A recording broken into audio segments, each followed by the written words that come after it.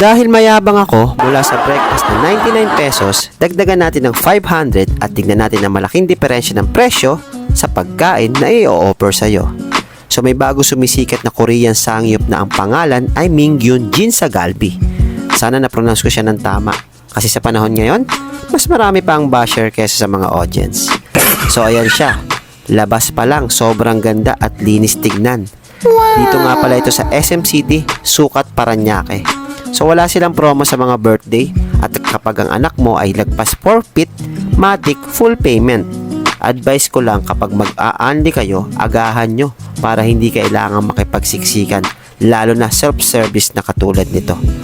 Talon tayo sa pagkain, mga side dish muna at soup at mga lutong food na kapag gutom ka na, di mo na caring mag-antay, lafang na.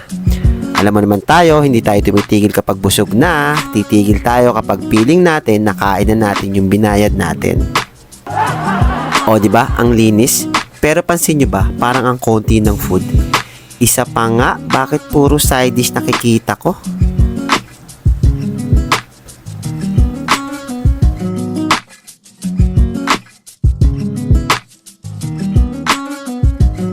Ayan, so punuin natin yung plato ng side dish.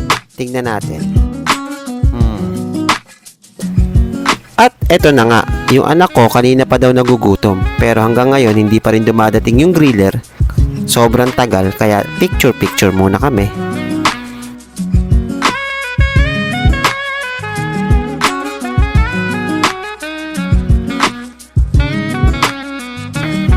At sa wakas, dumating na din yung griller after 38 times ng follow-up. Tamang pansit muna kami habang nagluluto ng mga meats. Kita nyo man kung gaano kagutom yung anak ko. Habang nag-aantay ng niluluto, pati chopstick kinain na. At syempre, bago ang sakuna, picture muna tayo bago tayo lumobo ng tuluyan. Oh my God! At kahit saan, basta kumain ako ng ani, dapat may soft drinks na panulak, pangtanggal umay at pangdighay. Diba? Sinubo ng buo yung isang part ng chicken. Pero in fairness, masarap naman yung food.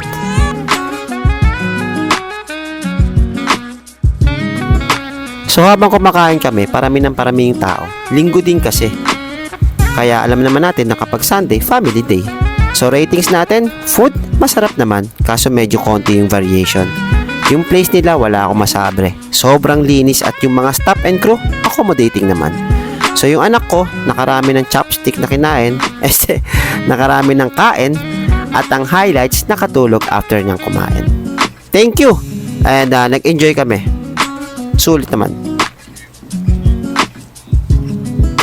Bye-bye!